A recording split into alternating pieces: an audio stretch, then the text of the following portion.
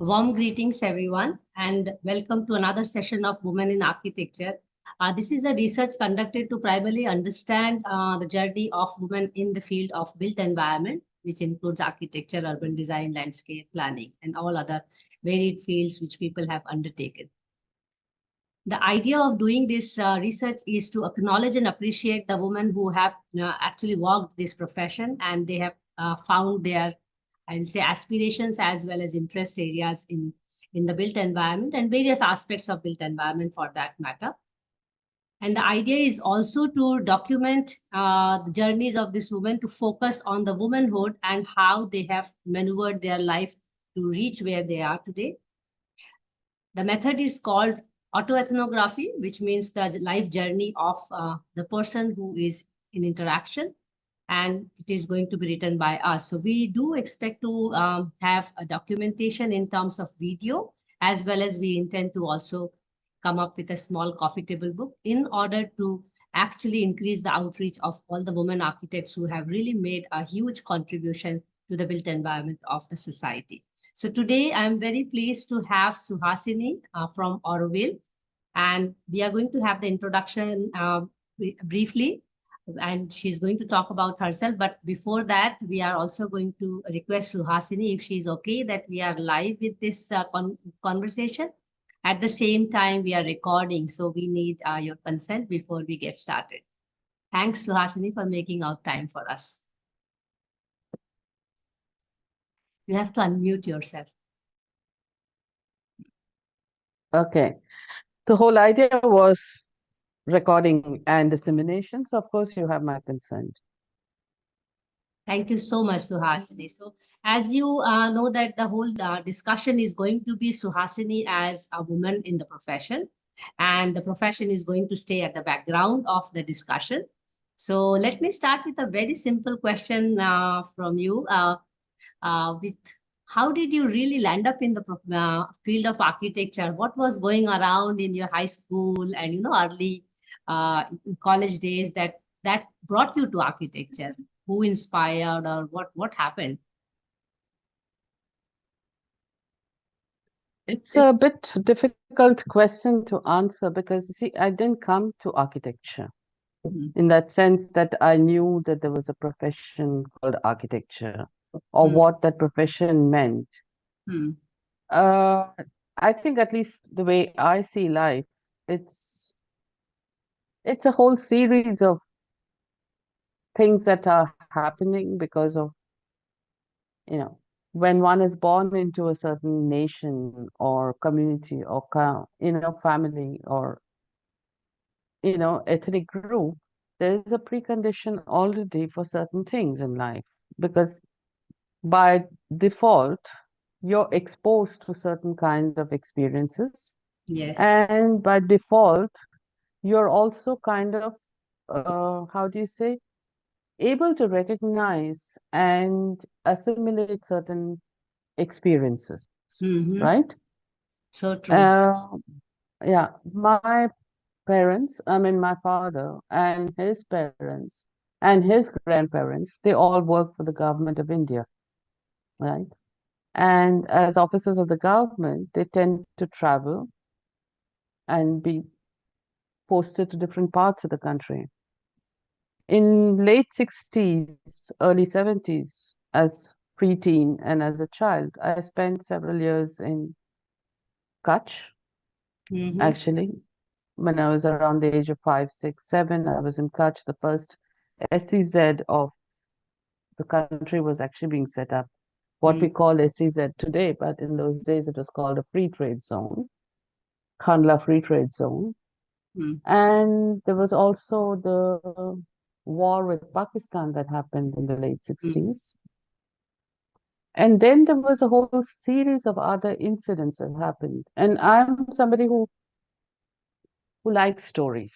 I mean, for me, I love stories, and not stories just as stories printed in books or stories told with movies and other things, but also stories of how things unfold. Like if you just sit in a street corner and you see people interacting and you see what is happening, There are stories constantly being unfolded. There are stories constantly happening between people, places, incidents, you know, both within the parameter of people who do it, people who are influencing it, people.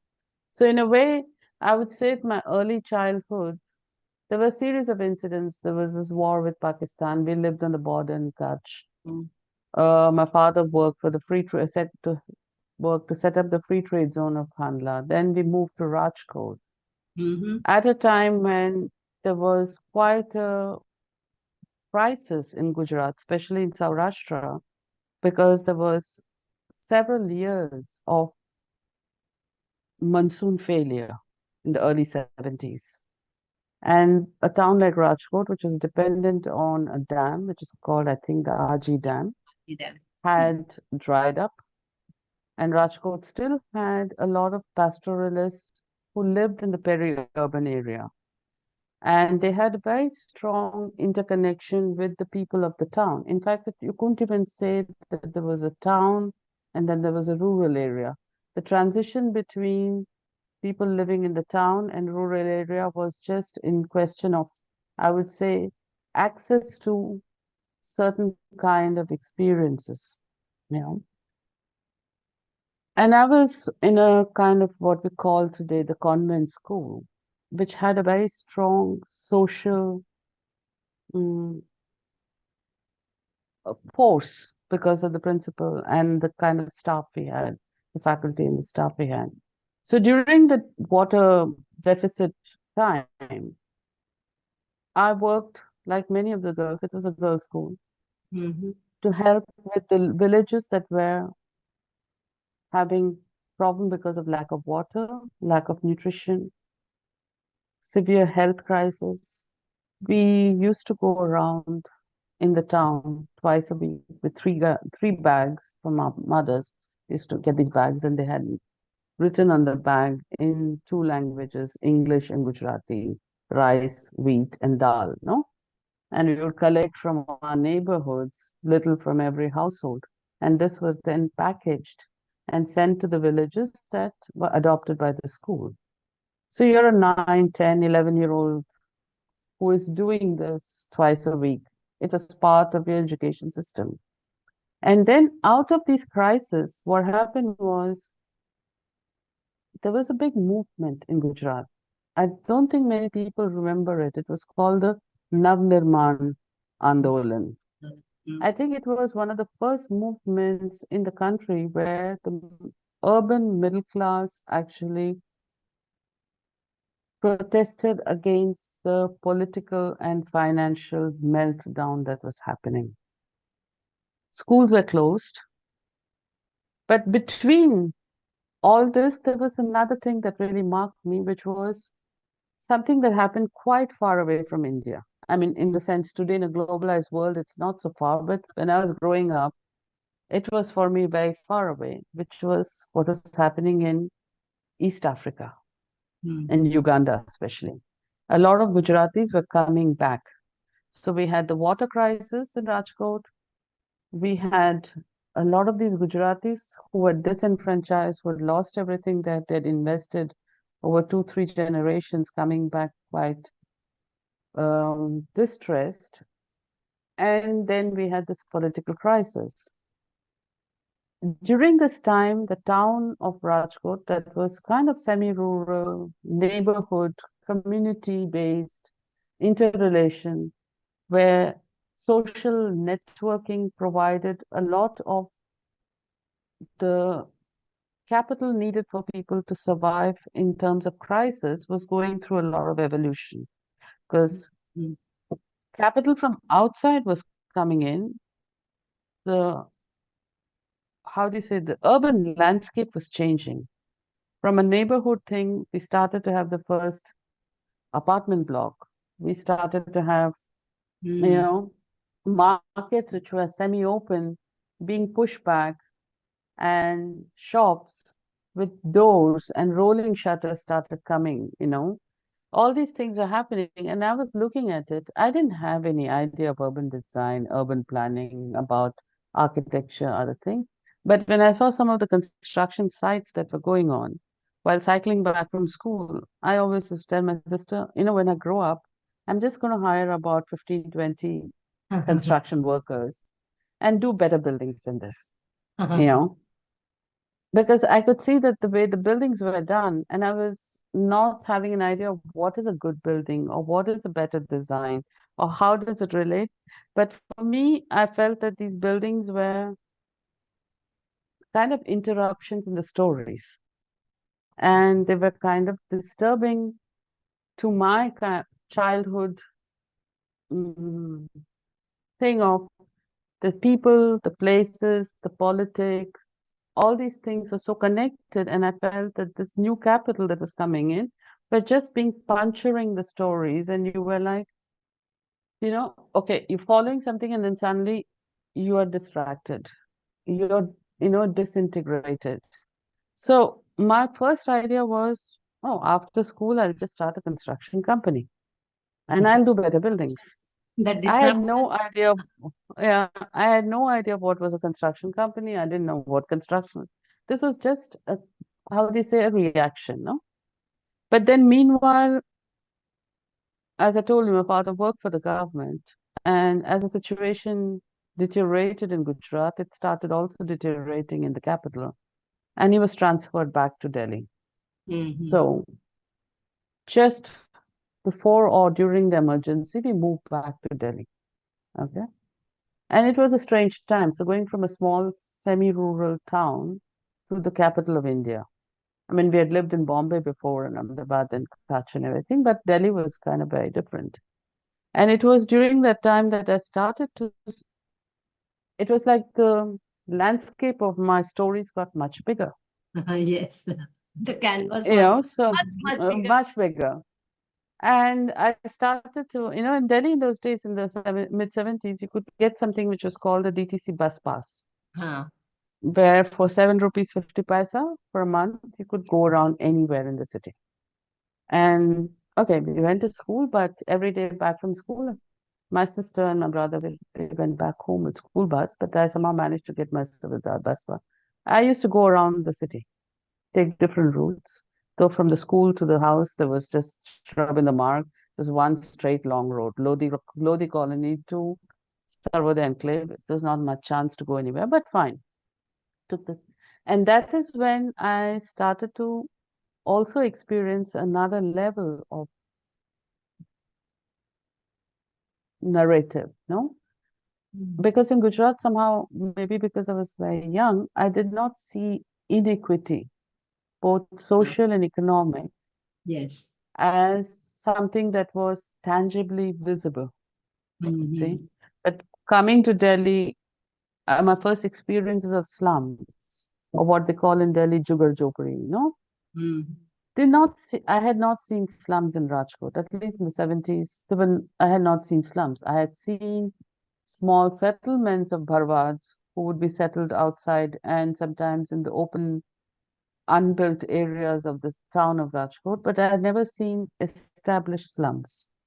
I had never seen refugee camps because Mm. from the partition, there were refugee camps that had been set up in the late 40s, early 50s that still existed in Delhi in the 70s, 30 years later. This for me was a kind of an eye opener.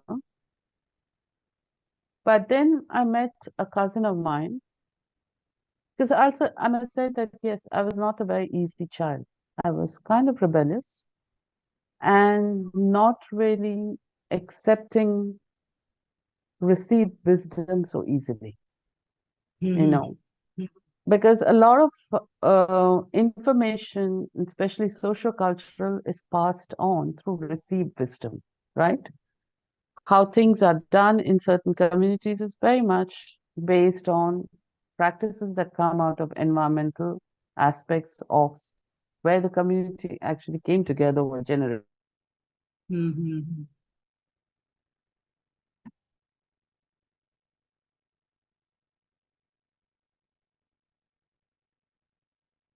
I'm not I must say that I do have a difficulty to still accept the received wisdom, whether it's from individual level or from an institution. I have a skeptical mind, and I have a difficulty to accept authority. Mm-hmm. So my parents must have found it difficult at certain point when I was maybe in ninth or 10th standard to get me to understand that the kind of education path that they have chosen for me is the best path. Okay. I think like every person from our kind of class, society, ethnic group, their first choice was if it's a boy, IIT, if it's a girl, medicine. We Yeah. up with this. And the thing is that it was not even the problem of that. It's just that the way biology was taught in school, like history or geography or whatever, I was least interested in it. I was not a good student. Never was a good student. I was never among the top 10. I was never even among the top 20 sometimes. And the subjects that I could do okay with were subjects that I didn't need to study too much, which was mostly subjects that needed cognitive intelligence, like math, physics, and stuff like that. But subjects that needed a certain other kind of intelligence needs to have, a two-way street Yes. between the teacher and the learner. Yes. And the way certain things were taught, maybe because the way the curriculum is, or the teachers don't have experience or whatever, could not get into it. So I had already dropped biology by ninth standard. My parents didn't know about it. So, bichare, what will they do? They didn't know what I was doing.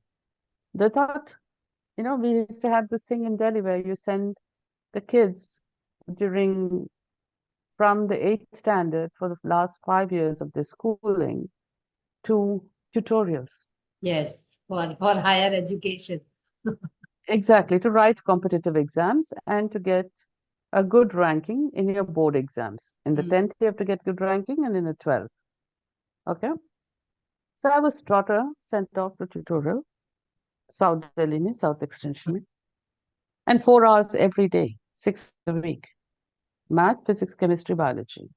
But luckily, biology was the last class always, and I could go and roam around the streets of South Extension, Defense Colony, Andrewsganj, and all these places because I had 1 hour extra that I didn't go to. And one day, my father saw me roaming around.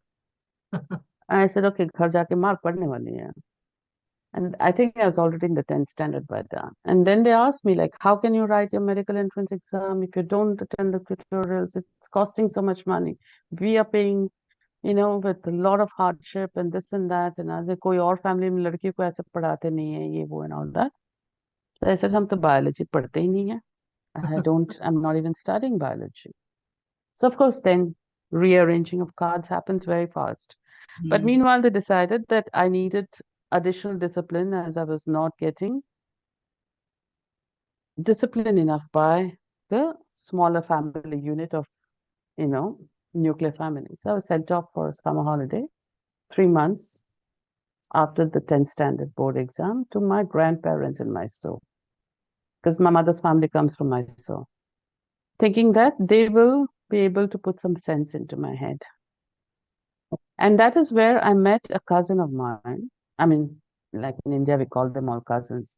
His mother was my mother's cousin, so hum bhi cousin ho jate, no? So everybody's a cousin. All Indians are brothers and sisters. So, and he had just uh, applied to architecture college, I think in Bangalore or somewhere where he was going to go. He had applied, he had got it, and I said, what is it all about? So he explained to me what it is about. So I said, okay, sounds good. Maybe I should also check it out. And he said, well, no, where will you go and study? No, 1 minute. Architecture, because at that time, this was 78, 79 when I met him. So I still had a couple of years of schooling. And he said, there are very few colleges of architecture and it's highly competitive. I said, yeah, competition, we'll manage. And that's when I discovered, after having lived for quite a number of years in Delhi, that Delhi had a school of planning and architecture. Like they say, Yeah. The Taj Mahal can be in your backyard. It's only when the tourists come, you turn and look at what Now is that in your we can, yes. backyard, right? Mm. So I had thought, okay, we'll go and write the entrance exam. I mean, these are pre-internet days, pre-phone days. You can't just call up a university. This is Indraprastha Estate, and we were living in South Delhi, two different ends of Delhi, and it's not easy during school days now that you're in 11th and 12th to have free time to just run out. And Yes. Sundays, the college is closed. So I'd gone on Saturday. Saturday, they were closed because SBA was a 5-day working. So somehow I said, okay, whatever it is, I will find a way to get the form and fill it up when the time comes. But meanwhile, my parents had decided, ठीक है medicine नहीं करे तो IAS कर लेगी ना. So they said, तू जाके English honors पढ़ लेना, and then you do your MA and then IAS करें. Yes, So I got admitted to do my English literature because I love reading. Like I told you, I love story. I had taken English literature even in my 11th and 12th. I said, that's आराम की बात है. You don't have to study that. You just read and you remember, right? And my whole idea was I will continue to go to Lady Shriram College, bus pakadenge, South Delhi jayenge, and then I'll get off the bus stop there and take the bus along the ring road, Mudrika naam tha, to architecture college. I will go study there, come back in the evening and pretend to get off the bus from here. That was the whole scheme. You can imagine how naive one is and yet how in that young age. yeah, it's a kind of extreme combination of naivety and conniving. You see, you're making all these plans in ignorance, but you're still making plans because you think you can get it all done. So I did go to write the architecture entrance exam. That's when I got a bit of a shock. We had 28 seats that you wrote for because there were about 4 or 5 seats which were reserved for African, Asian, and other countries, no? And I went and wrote. I got in. And then when I told my parents, they said, no way, you're not going there.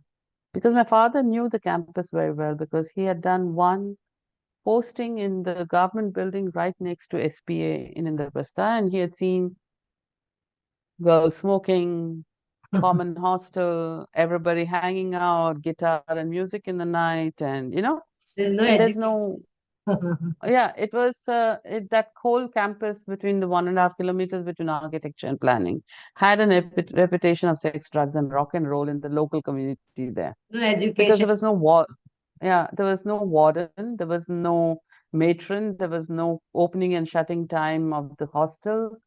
People moved in and out. People dressed extremely grunge and casual, in Delhi where everybody is kind of more formal. So एक reputation सा था. But anyway, I'm started off, and that is when the first 2 years, I must say that I was not really a self-aware student to know what was being taught and the context that it was being taught in, and what does it mean in the sense of built environment. I was an ignorant idiot. Whatever was given, we were doing. We questioned a few things, but the kind of questions you ask are based on how much you know. If you don't know the subject too well, you ask generalized questions just to look clever, no? Or you don't question things that you really need to know because you think everybody else must know this. I'm And the only one who doesn't know, and if I ask question, they'll all know how ignorant I am. And now this is the basic premises of how education in classroom happens in India. You know, you give standard answers that are evaluated, but when you don't understand what's going on and can you explain what do you mean by gravity? The rest of the class, who may also not understand, they'll go, isko nahi pata dekho, no? Like as if they know. So you're brought up in the culture, don't question for information. Question to show that you already know and you're questioning authority, right?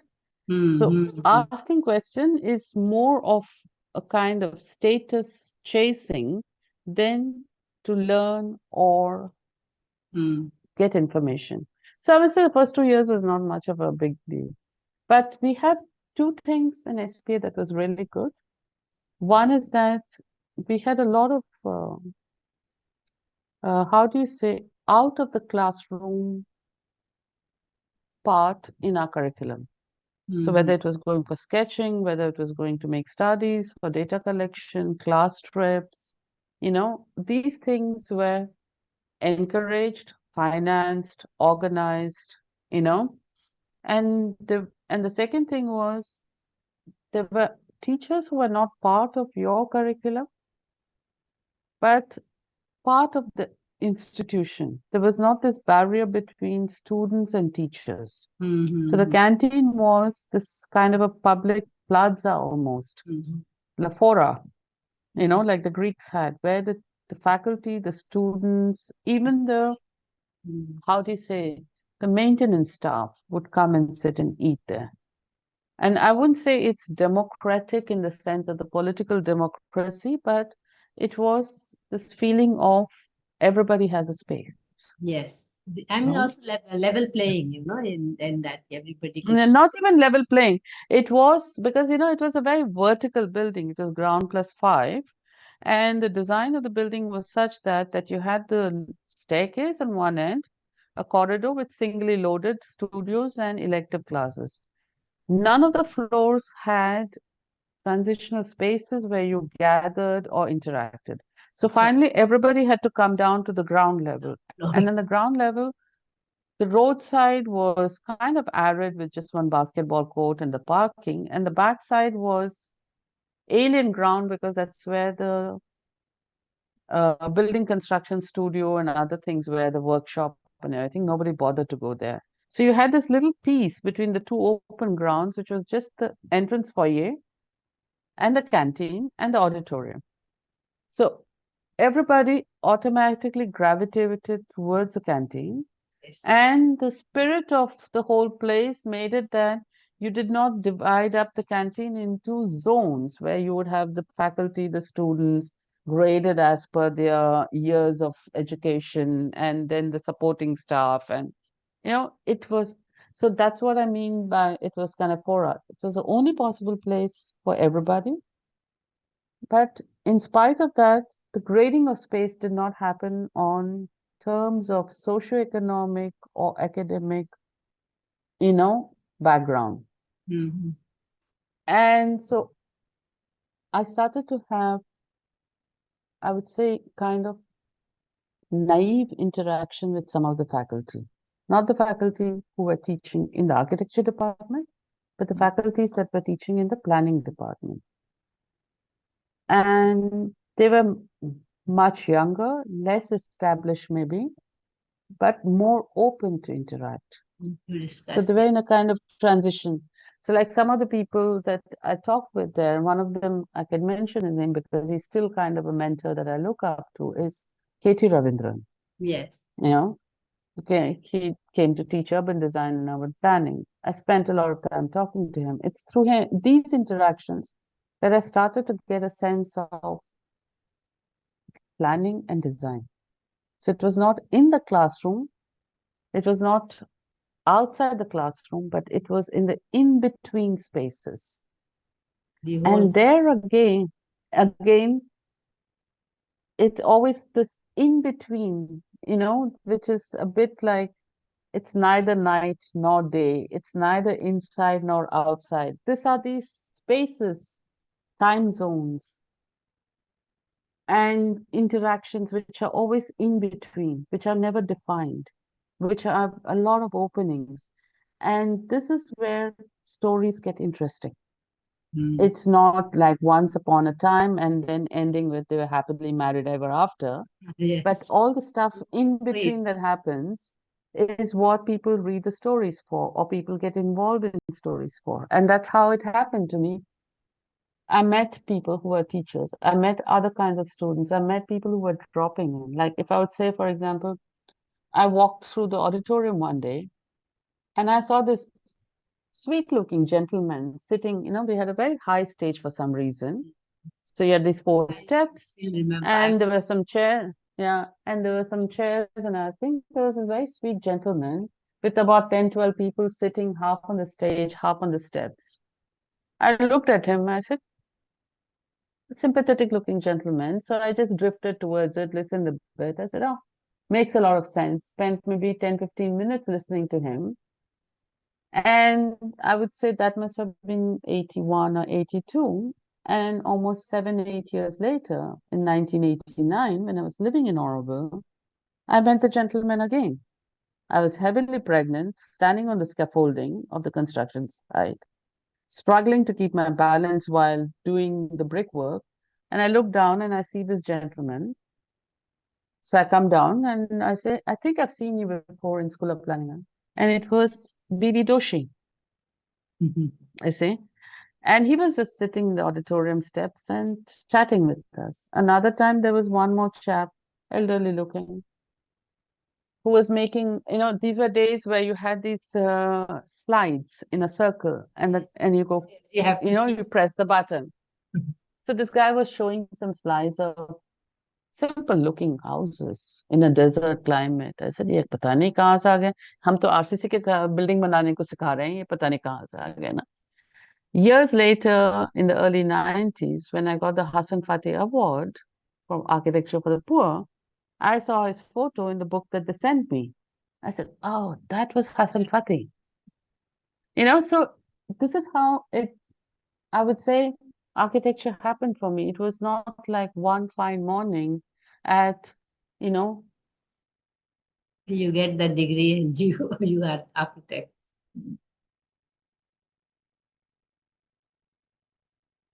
Hello.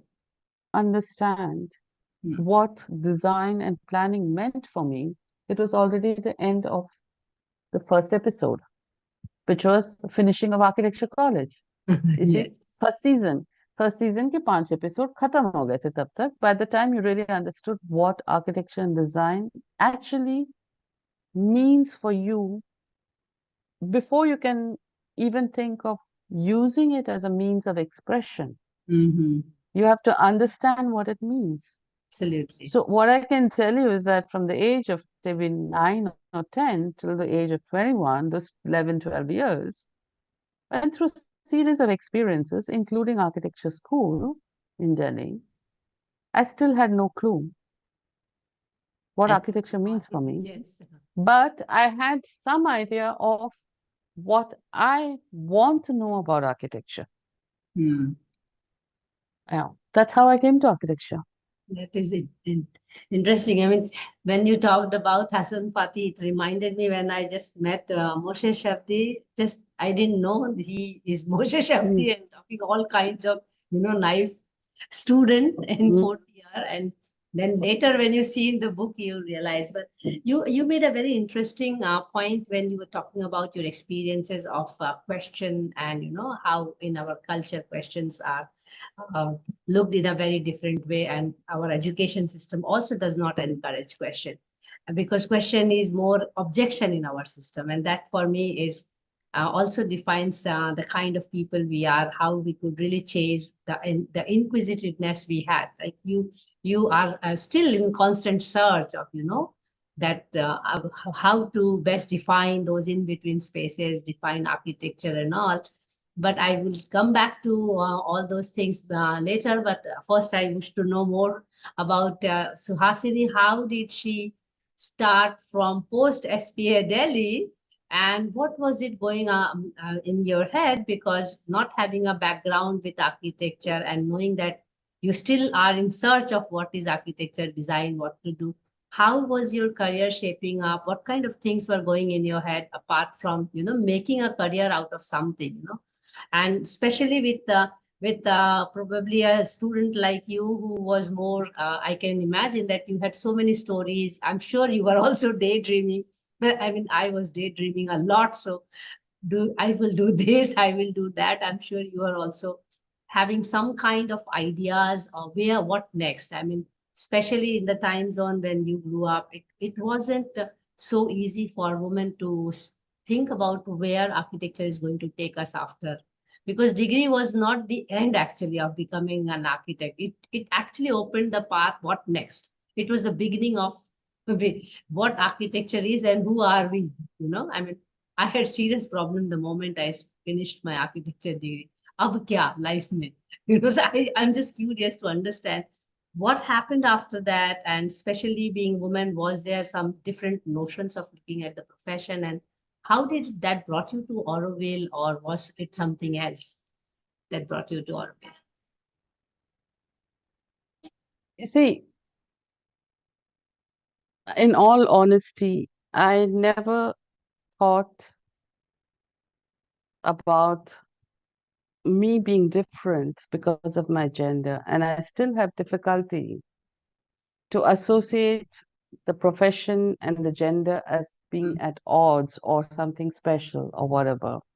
I know that it is not an easy profession in some ways, Hmm. but maybe it's also, you know, I don't know. You see, the thing is that while studying architecture, like I told you, I was very naive and not very motivated to top the class and be the super best and all those things. Not my thing.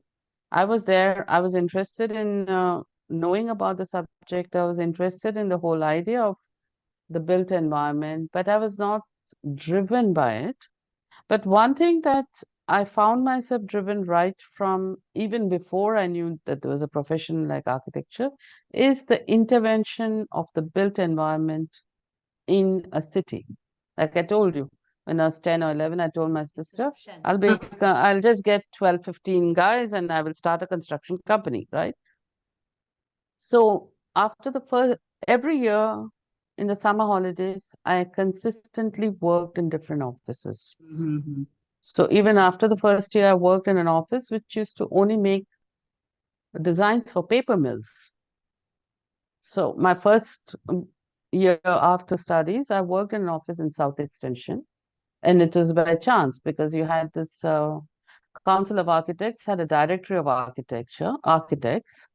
So I just looked at within South Delhi where we lived, which were the offices. But of course, as we lived in government colonies, there are none nearby.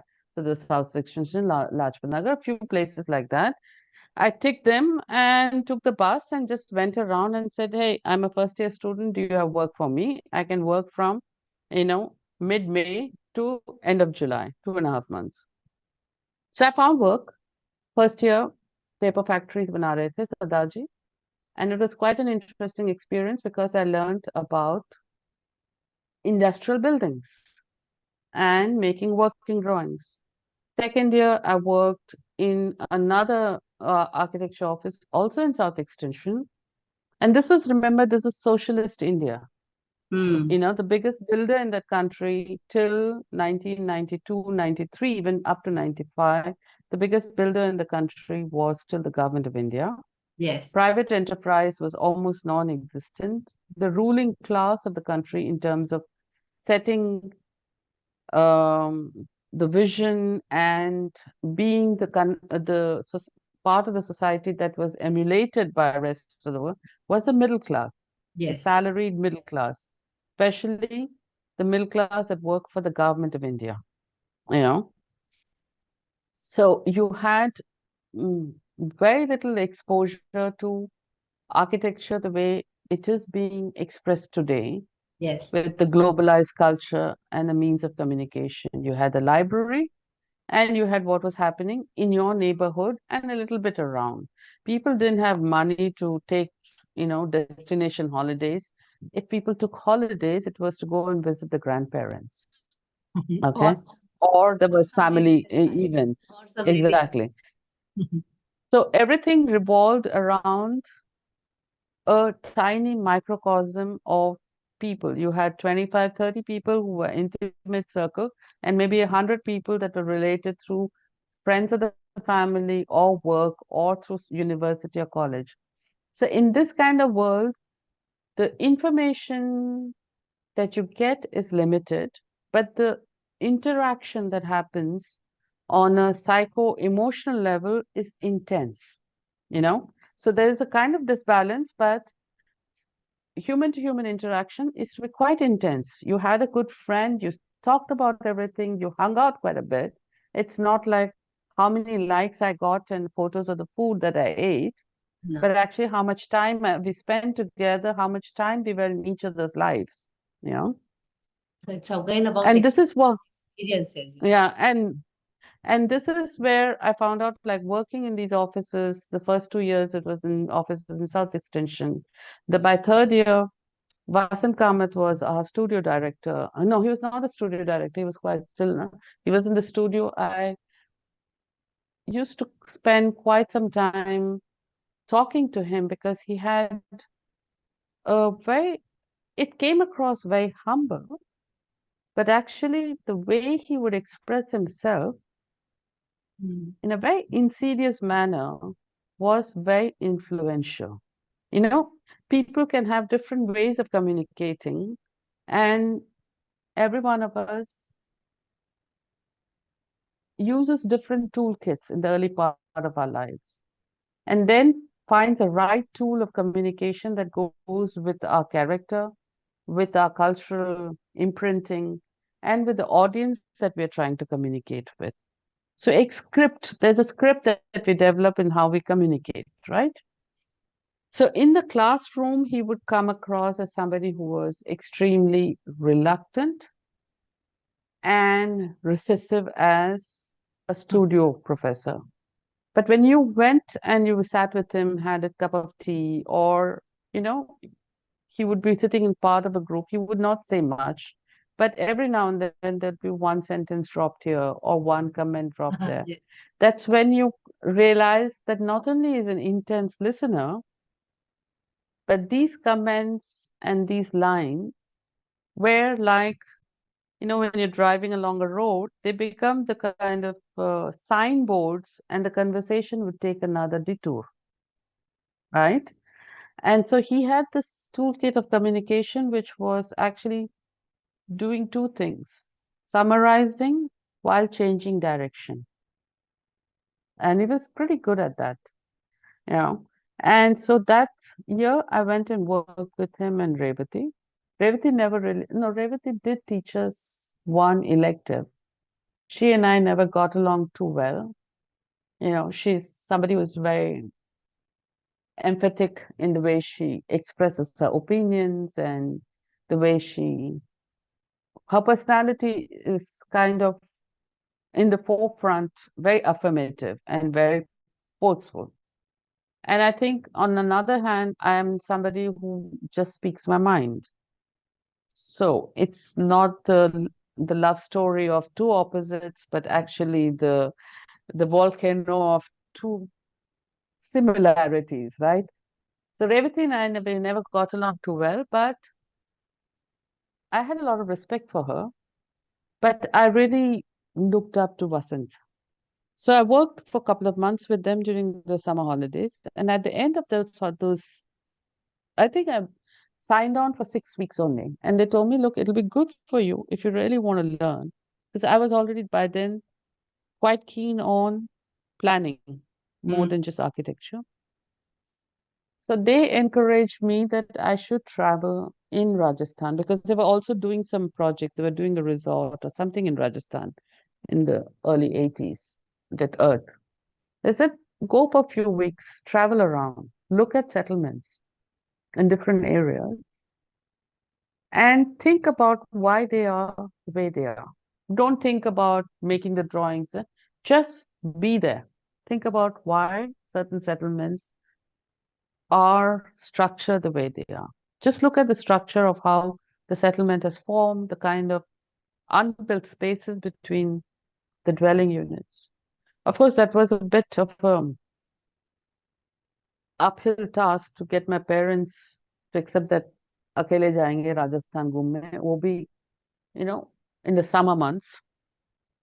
And there are no telephones in these kind of rural areas, and there are no, you can't reserve buses, you can't reserve hotels. There's nothing like that in the early 80s. So I did it, and it was quite interesting for me because, again, like I said, the stories in some of the villages, you just stand there on the side of the road, hoping there's a bus to the next one. And then Yes. there will be people passing by. They're curious, and they have no, how do you say, boundary issues like the West talks about. No, you can't even look at people in the eye too long. Like, what you looking at? If I'm in New York, you know, they would stop. They would stand there and they would look at your face for a few minutes. So, what are you doing here? Hmm. So I'd say I was here for 2 days. So, ab kya kar rahe ho? Where are you going? I said, I'm going to take a bus to that. And there's this tendency which I found so annoying sometimes, but it's also so curious. So you invariably ask, is there a bus to Barmer? Yeah, ho sakta hai. So they want to tell you what you want to hear Yeah. because they want to be nice to you. It's not that there's a bus or there may be even a bus or there's no bus. उससे कोई फर्क नहीं पड़ता है. You've asked a question, they've given you an answer, which is an answer that is a starting for another God. interaction. Yes. I can You relate know, it's well. not like a Google map where you say, okay, I punch in where I want to go, I punch in where I'm coming from, and then there is just a line that connects the two. So you're standing in a place where somebody said a bus might come, and somebody else comes and asks you, "Kyun khade ho?" And then you say, I'm looking for a bus. Where have you been? Where do you want to go? You say, does the bus come here? Yeah, it could. But really, when do you want to go?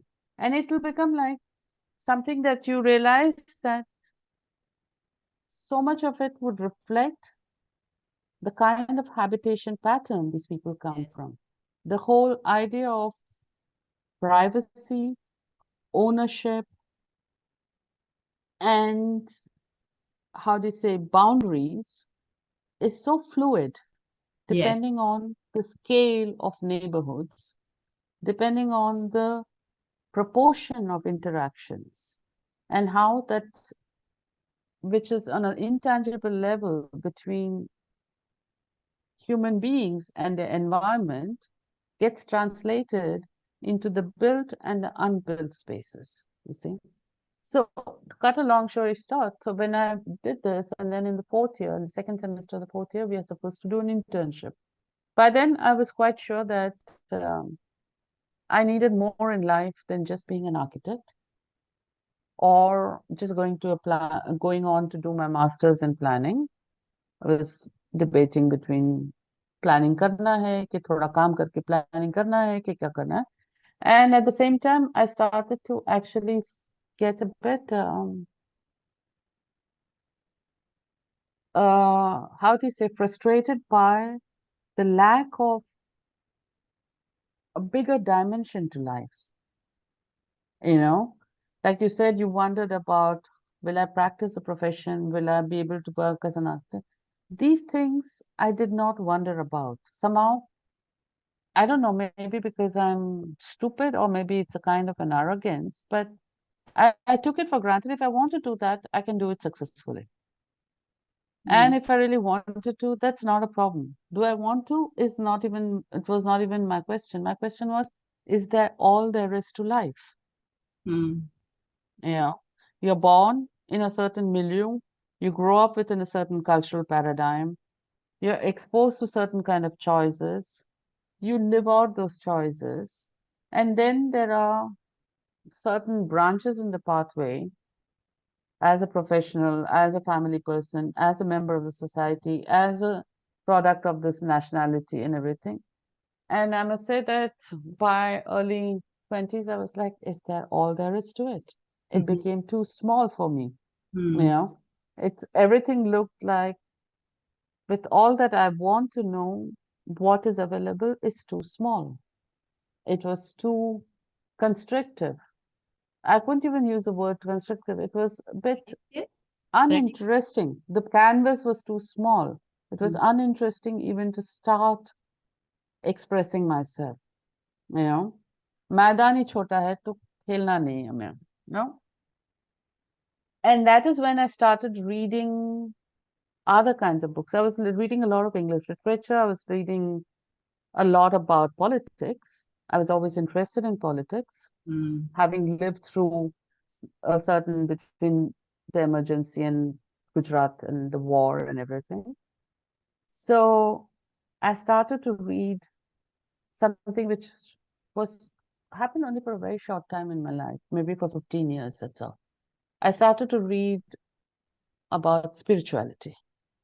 Mm. So, of course, at that time in the late 70s, early 80s, there was quite a few books. In Connaught Place, there was a bookshop, I remember, in the inner circle, which had quite a few books from Rajneesh in Pune. Mm. So I got some of the books, read it. He used to write beautifully. I Yes. mean, Yes. but then he came to Delhi, I think in late 70s. I don't remember, but I was kicked out of that meeting because when he started talking with this kind of very serious voice, I started to have a fit of giggles because what he writes has such a, almost you would say, lyrical quality of the way the words are used, but when he speaks, it's so superficial and it's so contrived that the contrast between the two, I started laughing a bit. I was kicked out of the auditorium. I think it was in Himachal Bhavan that he was talking. And then I started reading J. Krishnamurti, Mm-hmm. the Theosophical Society. And he Yes. used to come once a year to Delhi, and he would give a series of 3 evenings talks in December outside the British Council Library, which used to be very cold. Pandal laga ke, we would all sit in the ground. First year, I was completely taken by the eloquence Mm. and the kind of intricate use of language with expressing his thoughts. But then 1 year later, when he came, and I've been really looking forward to it, but it's sometimes, expectation is much more than actually what you get in life, no? So you have this expectation कि ये होगा, दिवाली आएगी, we'll do, and Diwali आती कुछ नहीं होता ना.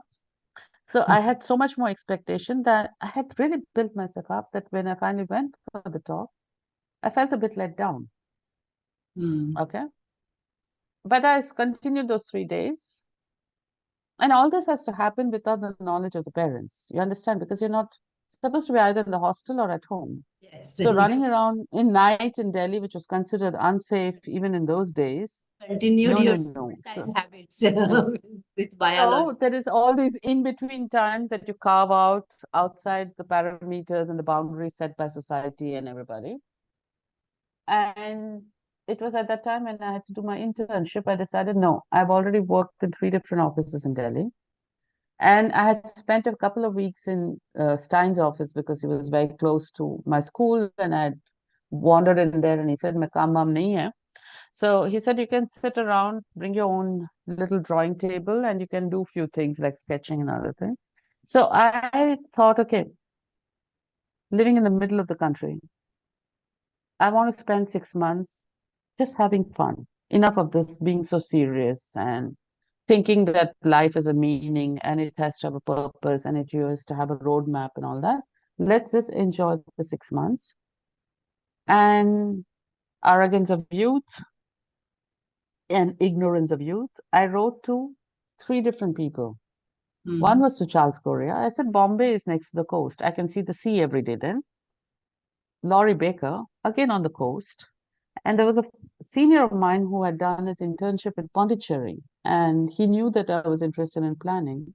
And he told me that there is a town planning office in Pondicherry, which was quite a revelation for me because in those days, if you study town planning, you work for the government because nobody else was doing town planning. Okay. He said, no, it's a private office. So I applied to them, Pondicherry, maybe beach hai na. So all the 3 applications were on the beachfront. Now, don't ask me why I thought beaches meant good fun, Right. because I never spent time on the beaches, and you didn't see photos of people on the beaches having fun in the 80s.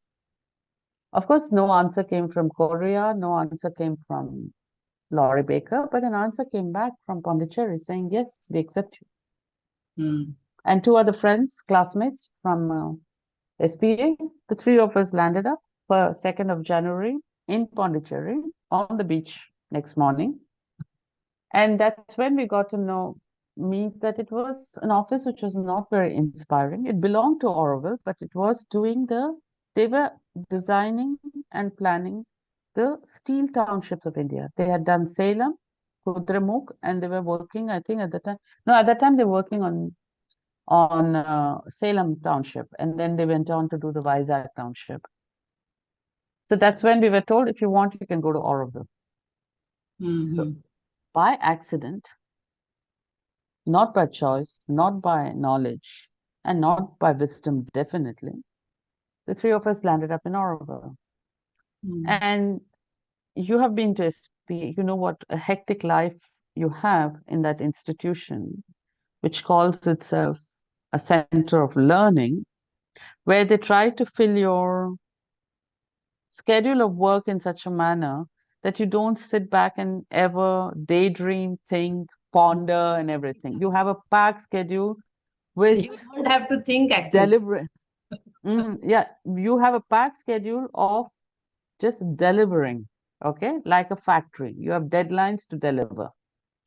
And suddenly you're in Oroville where there are no deadlines. Nobody cares about any kind of, submission, nothing of that sort. We were working with Popo. Popo had fantastic stories to tell us all the time, and he was starting to do a bit of archaeology. And he told us, go and work in Matramandir in the mornings. It's a good experience to use your hands. So I became a crane operator for some time, worked with mixing concrete and concreting and all that. And it was during that time that I started to ask questions, like nice people, you know, very sincere, hardworking, and extremely diverse. And many of them I could resonate with because they were also very rebellious. They did not respect authority. They didn't like boundaries. They like to do things in a way that says, "Okay, everybody says it doesn't work, doesn't mean that I should also not try it." Almost like they want to reinvent the wheel almost. So in that kind of society, I started to wonder, like, why would these people want to be here to do what and how? And that's when I started reading a few of the books that was in English, because at that time, the English translated books of Mother were not so easily available. Most of them in French. I didn't read or write or speak French at that period in my life.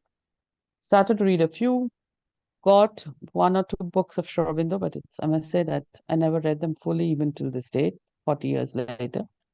Vocabulary and grammar and other things you need to forget, you just need to read, which my mind doesn't allow me to do. And I started to look at the raison d'etre of the project. What are the intentions? What? And there's a cynical side of me which says, come on. At the end of the day, they're talking about changing human nature. Yes. It is a complete transformation of human nature. And if you're born in Delhi, you get to be a bit cynical about, human nature. It is profit oriented.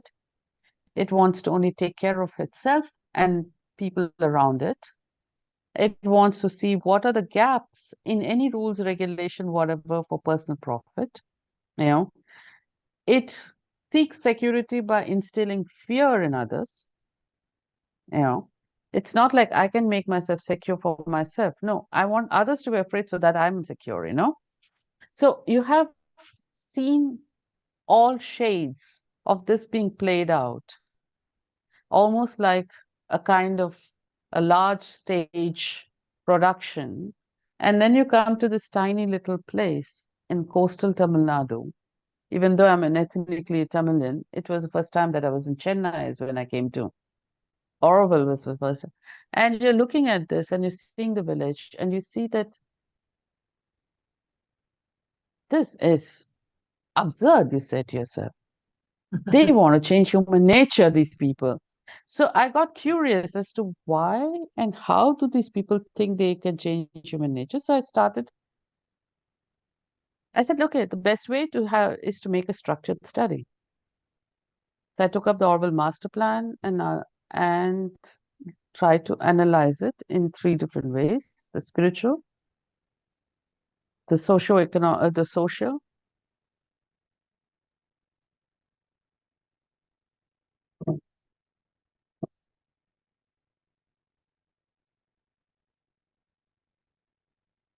department in New Delhi. Dr. Kiri Joshi and we read two books from Sri Aurobindo together to understand what Sri Aurobindo was talking about in terms of the change of consciousness and the evolution of humanity to the next level. Mm-hmm. And K.T. Ravindran was my official guide for the social, cultural, and the planning aspect. And there was an Italian architect in Oroville called Piero, who's still there, very dear man. And he was kind of my mentor for understanding what mother envisioned and what is happening and all the political drama that Oroville went through and the challenges of the topography, the rural setting, and all these things. So that's what I worked on. And it was during that process that I said, okay, maybe it's time for me to spend some time there. So it was not again like with architecture that I had this, I climbed the mountain and I saw the burning bush and the tablets were given to me, and that was what I lived in. And that is how every day I can tell you I live. There is, of course, a certain format and a protocol of what I'm going to do, and I, like everybody else, have my timetable and list of appointments and deadlines and everything. But I have never been a kind of person who has this ambition to say कि ये मेरे को करना है. You know, things come and I say, oh, that's interesting. And then that's interesting. Why don't we put this and that together? And if I do that, can this be done? And find voila out of that. So inevitably, over my 35 years of practice in Oroville, many of the projects that I've done are not projects that come from clients. These are projects that have got initiated because talking to people and other things, then I formulate the project with a group of interested, try to get donors for it, try to get community interaction for it. So it's like nobody wanted a solar kitchen and said, here's the money, Suhasini, design it. Why not have a community kitchen that feeds us directly from the farms and that the waste food and the other things go back to the farms? And why not also cook it using solar energy? You see? And then people said, oh, this is not possible, that's possible, and everything. And then over time, crystallize a project proposal, trot off to Delhi, trot off to different donor agencies, and start working on designs without a client body, but consulting people who you respect, who have the experience, or the visitor center, or some of the housing projects I've done, or the schools. So it's like a major part of my practice is not architect who's engaged to do a certain project for a certain structured clientele with a brief and a site. It is almost like I tend to grow it out of the ground. Even the ground has to be found where to plant, which doesn't lead to great architecture that gets published in magazines. That will get you the Pulitzer. No, what is the other prize it's called? Pritzker, because it's not form based. It doesn't make beautiful photos. It's not doesn't have this very uh, intriguing elements, play of light, shade, this, that, and everything. But what I can take pride in is that none of my buildings are ever static.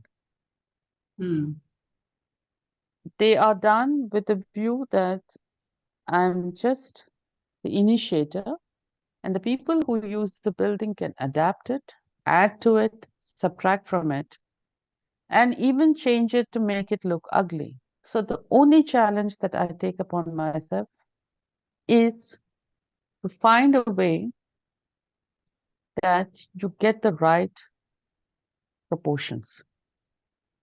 If you get the right proportions in terms of space, functions change when society changes. Okay? Economics of buildings change when the financial structures change. But proportions are based on geography. between, you can do whatever you want. Human beings have adapted the planet to be able to fit their environmental needs at the cost where the planet is going to most probably say, get off me, like we do with the machar. So planet might flick us off tomorrow and continue. But as an architect, I feel that you're just part of several episodes of of the season that is going on, right? There are people who have been there before you, from whom you have learned, whom you have copied, and copying is the best form of, for me, uh, how do you say, appreciation in a way, you know. So people copy recipes of great chefs, and architects copy certain elements from people that they admire. It's all copying is actually basically you standing on the shoulders of the person before and taking this thing one step forward each time. Coming back to the topic, for me, that's when I started to look at the urban spaces. Because to put it very frankly, how I see what is happening in terms of development in India. As an architect, we are engaged in development, whether Yes. we don't want to accept it or not. Development can be in different forms, development of buildings, the development of the society itself, Yes. and then development of your own expression, right? Whether it's through buildings or talking or writing or, even bringing up a child. But there is a big difference between development and growth. Yes, If absolutely. you have if you have a puppy, it is going to grow into a dog. Yeah. But it would be not house trained, it would be a nuisance, it would be biting people. But if you have a puppy that you love and you actually bring it up in a manner that it is friendly but yet looking out for your security, it is, you know, able to take instruction but still amuse you and play with you, that is development. The puppy is going to become a dog, but what kind of dog? That pathway is the development. So growth is quantitative and development is qualitative, right? So what I find very difficult as an architect, I would say, is that we are caught in this catch-22 in this country, where architects have to do more and more work to Yes. be able to keep a studio running, where you can pay a decent wage to your staff so that they work more number of hours than what they're being paid for, when Yes. actually you as an architect in the whole equation, you know, where you say there is let's say you're working with a developer, there's a whole land issue, there's a Yes. financing mechanism, there's a regulatory mechanism from the state, then there is all the other interference from the socio-environmental stuff of where the land is going to be. Then the functional thing has nothing really to do with who is going to use the building, but how can the market forces be using the building to recuperate the investment in the shortest period of time with the highest margin of profit? Because the value of land and the value of building are disproportionate. Very disproportionate. And yes, and then over and above all this, the way architecture is taught and curated. And I must say, it's not only the academia that is to blame. We, as architects, especially well known architects, especially celebrity architects, they curate this profession for the Absolutely. public eye as something which is kind of a mythical, artistic expression. When actually, in their offices, they're struggling to Yes. make it meet the deadlines, keep 20 different people happy between the finances, developers, and socialize enough that they have contacts with the politicians and the bankers and everything. and they have to have n number of projects running just to keep that aura up, you end up in a situation where the town or the city starts not to have stories. Because every time an absurd looking building or complex of building comes, for me, it's like if I'm watching a movie and there's ad breaks. Those ad breaks have nothing to do with the beginning and end. Every building that does not relate to the continuum of the people and the context, and it stands alone saying, listen to me and buy me, is an ad. Yeah. Okay? It's a built environment which is advertising itself. And it is an interruption in the story. But now we have reached a point in this country that every town, every city, every metro is only ad breaks. There's no more stories. No more. Absolutely. It's So full of. what have yeah. So every neighborhood is a bunch of advertisements. Okay. Well, even if it's a school, a factory, schools advertise, factories are advertising, neighborhoods advertise. Everything is an We are all advertisement to seeing the actually. people who are using it, people who have built it, people who have designed it, people who have financed it, people who have supported it, and people who will actually trade it away when the land value is high enough to make a profit on it. So it's all about positioning and advertising, right? So where is the story in this? If there is no story, people's life don't have a continuum. Yes. There It's is no past and present. Without a past and a present, you don't dream of a future. Mm. So you live in the present, which is lovely. You should live in the present, but you know that there is nothing of the present that you can build on. So then, why do we even bother to talk about environment, sustainability, and resilience? These Mm. things make sense only if you believe in a future. Absolutely. Otherwise it's basically jargon. You will not invest in anything that is resilient and sustainable and is in harmony with the environment if you don't believe in a future. Because what I earn today, I will save for tomorrow only if I know I'm going to be alive tomorrow to use it. And it's a So better to one than ask, today. yeah, so to ask people to be altruistic, saying, save today because it will be enjoyed by your children, forget it. That's not going to happen. To happen. Save today because your future is going to be built on your savings, which means that there's an incentive because you can actually see a future.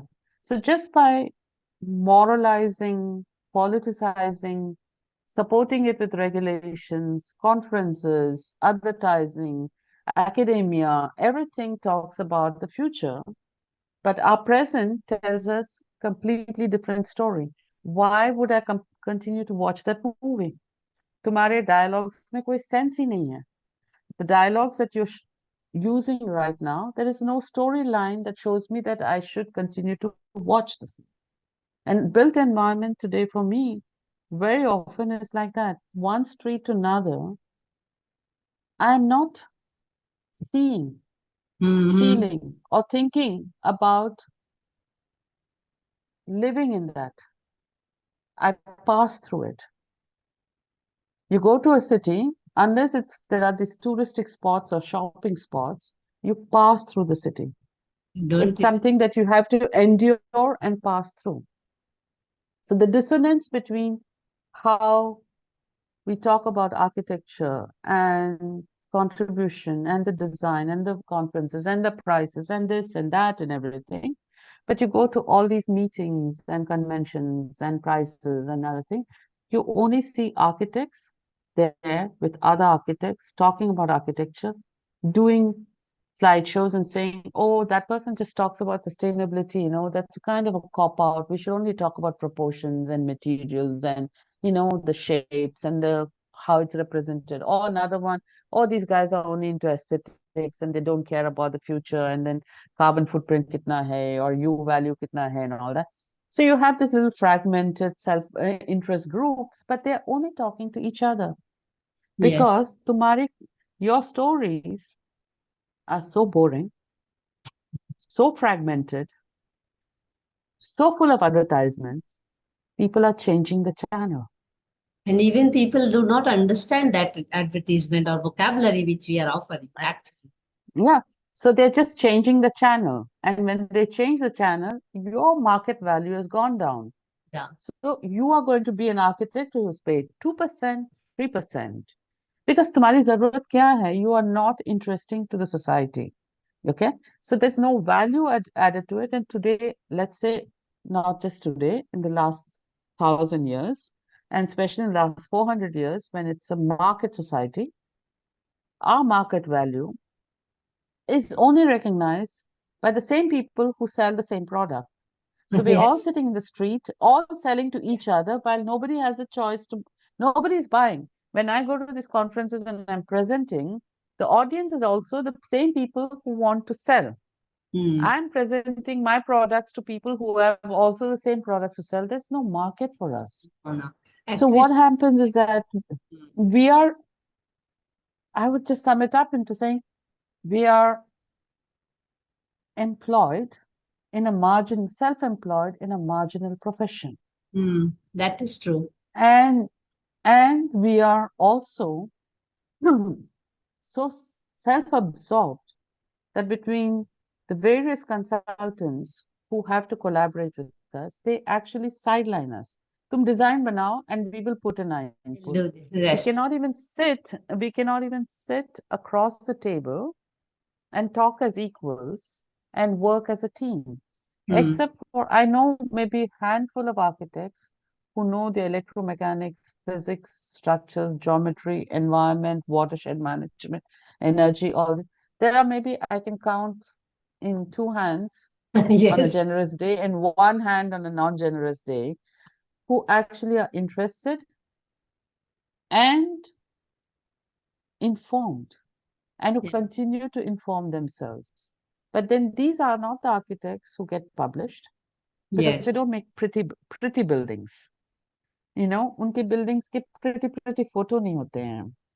But and because of the 90% that is only service providers to a market force that wants to move the finance from A to B within a period of time so that it earns 35 to 40% value, you are just one more service provider for making the money grow. Okay? And not to feel absurdly useless, we have formed our own little society Yes. where we sit and talk to each other and we pat each other on the back while we are all telling in our minds, साली अपने आप को क्या सोचती है? You know, the kind of intense, subconscious, under the skin discomfort that so many architects feel with each other, but this kind of casual, friendly, freewheeling style of communication that we have when we have a drink together and chit chat and everything is another sign of alienation. We can only talk to each other. Yeah, I think it is also to do with the way the pedagogy at the profession is built, as you rightly mentioned, how the masters really curated the profession and how Hello? hello, yeah, can you Yeah. hear? Yeah. So I Yeah, think now I can hear. it is also, as you were rightly mentioning, it is to do with the way the pedagogy of architecture is and also how the masters have curated the profession, you know. I mean, first of all, seeing the profession itself as something which is an aesthetic solution to the city and where we have actually become the aesthetic pollution to the city.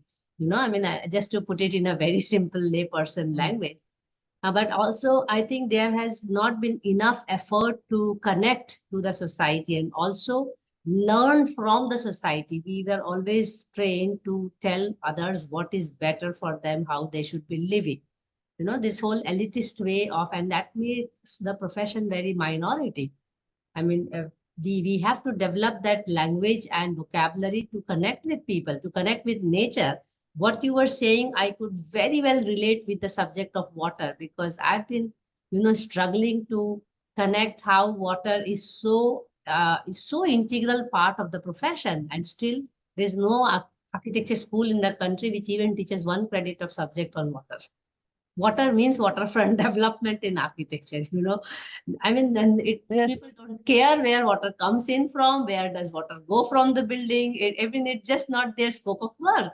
So I could completely relate with it. So do you think, just to yeah, to bring the conversation towards closure also, but Mhm. very interesting points which you made about the profession is there a really serious requirement of the profession to delimit itself? You know, like, I mean, since I'm working in water for over 2 decades now, I strongly feel that the whole definition of architecture needs delimiting. You know, why architecture is limited to only making buildings, or why architect is only one who makes buildings. I mean, I know many teachers who have architecture background and are teaching, they are not considered architects. So just to keep it short as a question, where do you see the scope of the profession to delimit itself so that it can connect more to the needs of the society? Actually, right now we are fulfilling the greeds of the society. We are not fulfilling the needs of the society. You look at 90% of the professionals, they are serving the greeds of few people, you know, those elites. So how do we delimit the profession? Probably that is where I think you can leave a message for the younger generation, what kind of alternate paths or what kind of inquisitiveness or questions they should have with the profession, so that they can find something for themselves, because it's almost a dying profession to be honest. I feel good that I have delimited its definition in my own work, but You see, the thing is that um, re- I would say that intervening with built environment in a society, I don't want to talk about architecture.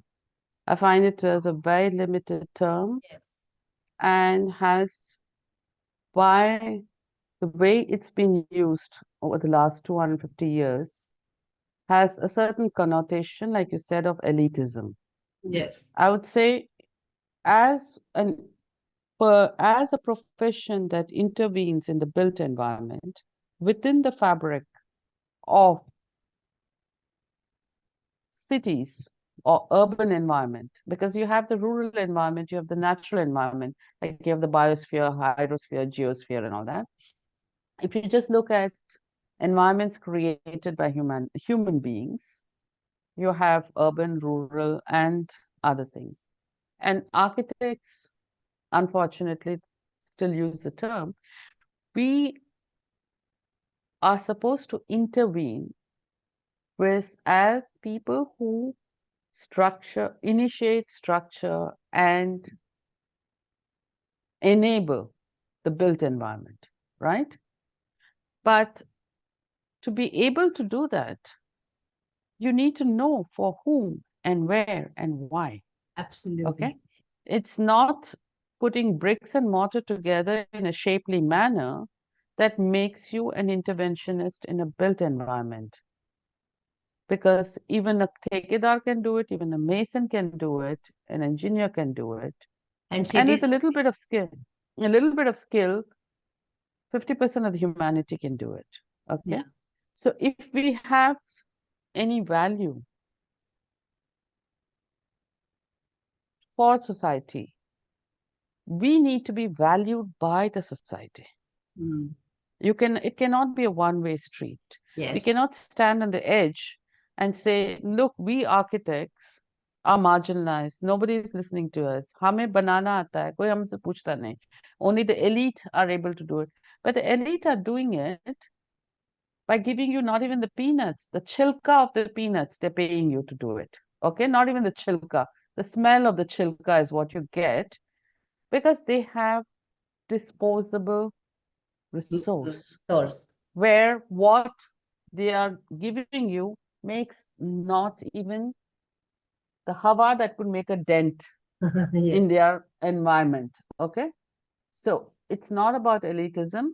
It is about the fact that they're the only ones who have resources to waste on a profession that they themselves do not think has a value to express the ostentatious cash flow that they have. In fact, if you do a house like that and then you're invited to a social do, you'll inevitably hear your client or his wife or some relative saying, many of your ideas the architect was able to do, right? Ideas उनके थे, तुम लोगों ने सिर्फ Execute कर दिया. you put the Put the brick and bricks mortar. on top of each other. So if we want to have a certain value, if the profession has to be valued by society, we need to add value to society. Yes, And to absolutely. add value to society, the focus of the architectural curriculum, which is quite vast, I must say, which is true, is design, environmental engineering, this, that, structures, all that kind of thing is packed. And if you do history, it's only history of architecture. I don't know why history of architecture, but okay. But we have no clue about socio-economic. We have no clue about politics. We have no clue about social structures and constructs. Mm. And these four things are what dictate decision making in human societies. Yes. And you want to go and serve that society with a building, but you don't know why they're making a decision. You don't know where they come from with their ideas to make that decision. You have no idea what is the forces of coercion and other forces that influences their decision. And you have no control over the ideas that are fed into them.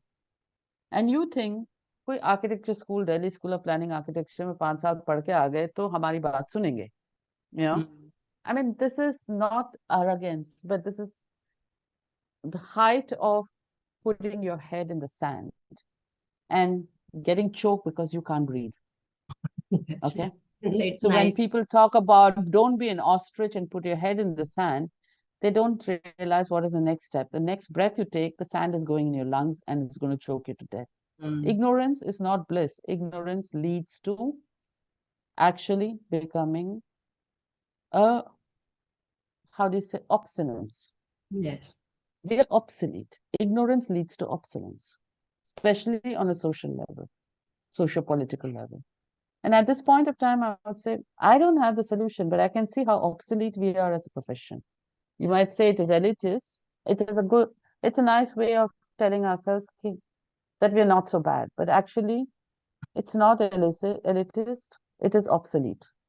I think you put a very important word here, and I would like to understand from you, because you have been all most of your time in your career, you have conceptualized needs of the society and then made the projects and all. So, and that also makes it very important for the younger generation. So, my question to you is to give a message to the younger generation. I would like to just one thing, Manasi, because I have another appointment and I I said know. Yeah, 4:30. We yeah, are you 10 said minutes that. over time. We need to wrap up in 5 minutes, okay?